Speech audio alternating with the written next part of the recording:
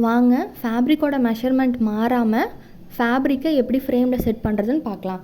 Frame set பண்ணுறதுக்கு முன்னாடியே நான் மெஷர்மெண்ட்டை ஃபேப்ரிக்கில் எழுதிட்டேன். சென்டரில் ஒரு லைன் பண்ணிக்கிட்டேன். 16 சென்டிமீட்டர் வித்து, அதை 8 டிவைட் பண்ணி சென்டர் ஒரு line, 20 centimetre length, U shape கிட்ட 2 சென்டிமீட்டர். சென்டரில் போட லைனை மறக்காமல் போட்டுக்கோங்க. அப்போ தான் செட் பண்ணதுக்கப்புறம் மார்க் பண்ணது கரெக்டாக இருக்கா நோட் பண்ண முடியும். இப்போது ஸ்க்ரூவை நல்லா டைட் பண்ணி ஃபேப்ரிக்கோடு இருக்கிற ஃப்ரேமையும் ஸ்க்ரூ ஃப்ரேமையும் செட் பண்ணுங்கள். நல்லா ஃபிக்ஸ் ஆனதுக்கப்புறம்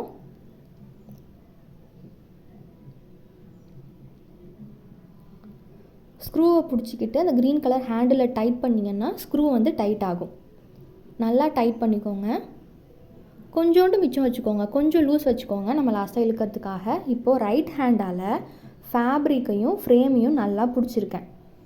லெஃப்ட் ஹேண்டால் ஃபேப்ரிக்கில் ப்ரெஷர் கொடுத்து இழுக்கிறேன். வீடியோ பார்த்தாலே உங்களுக்கு புரியும். ஒரே இடத்துல இழுக்கலை, மோஷனில் அப்படியே ரவுண்டாக கையை தள்ளி தள்ளி கிளாத்தை பிடிச்சி ரொம்ப வேகமாக இழுக்காதீங்க, பொறுமையாக பிடிச்சி இழுத்துட்டே வரேன். ஓகே, எங்கெல்லாம் லூஸ் இருக்கோ அங்கெல்லாம் ஃபேப்ரிக்கை இழுத்துக்கிட்டே வரேன். ரைட் ஹேண்டால் ஃப்ரேமையும் ஃபேப்ரிக்கையும் சேர்த்து நல்லா பிடிச்சிருக்கேன். அடுத்து மேலே சைடு இப்போது டவுன் பண்ணோம், இப்போ அப்பில் பண்ணுங்கள். அப்புறம் சைடு 4 சைடும் ஒரு ஈக்குவல் ப்ரெஷரை கொடுத்து இழுக்கணும். ரைட்டில் நிறைய ப்ரெஷர் கொடுத்து ஒரே சைடாக இழுத்துட்டு லெஃப்ட்டில் கொஞ்சம் ப்ரெஷர் கொடுத்து இழுத்திங்கன்னா ரவுண்ட் நெக்காகவே இருக்காது, ஒரு மாதிரி கோணிட்டு போயிடும். ஈக்குவல் ப்ரெஷர் கொடுத்து எல்லா சைடும் இழுத்துக்கோங்க. இப்போ லெஃப்ட் ஹேண்டால் இழுக்கிறீங்கன்னா ரைட் ஹேண்டால் ஃபேப்ரிக்கை இறுக்கமாக பிடிச்சிருக்கணும். இந்த மாதிரி தட்டும்போது ஒரு சவுண்டு வரும். ஆக்சுவலி நான் அதை எடிட் பண்ணிட்டேன். தட்டுறப்போ நல்லா ட்ரம்மை தட்டினா ஒரு சவுண்டு கேட்கும், அதுமாரி கேட்கும். அதுக்கப்புறமா இன்னும் கொஞ்சம் லூஸ் விட்டோம்ல நம்ம, அதையும் நல்லா டைட் பண்ணிக்கோங்க. ஏன்னா ஃபேப்ரிக் டைட்டாக இருந்தால் தான் நம்மளால் ஆரி போடவே முடியும். நல்லா டைட்டாக ஆக்கினதுக்கப்புறமா திரும்ப ஒரு சைடு ரொம்ப பிடிச்சி இழுத்திங்கன்னா, ரொம்ப ப்ரெஷர் கொடுத்தீங்கன்னா ஃபேப்ரிக் கழண்டே வந்துடும் ஃப்ரேம்லேருந்து. திரும்ப தட்டி பார்த்திங்கன்னா ஒரு சவுண்டு உங்களுக்கு கேட்கும். அவ்வளோதான். இப்போ நம்ம ஃபிக்ஸ் பண்ணியாச்சு. இப்போ திரும்ப நம்ம மெஷர்மெண்ட் இதில் எதுக்கு எழுதி வச்சோன்னா மெஷர்மெண்ட் கரெக்டாக இருக்கான்னு செக் பண்ணுறதுக்காக தான். இப்போ செக் பண்ணிங்கன்னா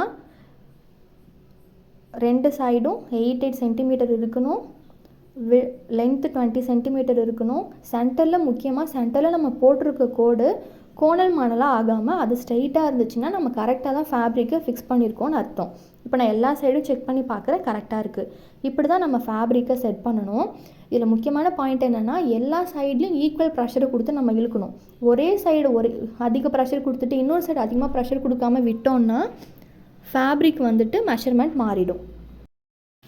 இப்போ நம்ம ஃபேப்ரிக் செட் பண்ணிட்டோம். நீங்கள் பிகினராக இருக்கீங்க, இப்போ தான் நான் ஃப்ரேம் செட் பண்ணுறேன்னா நீங்கள் எடுத்ததும் மெஷர்மெண்ட் மார்க் பண்ண ஒரு ஃபேப்ரிக்கை வைக்காமல் நார்மலாக ஒரு ஃபேப்ரிக்கை வச்சு ப்ராக்டிஸ் பண்ணுங்கள்.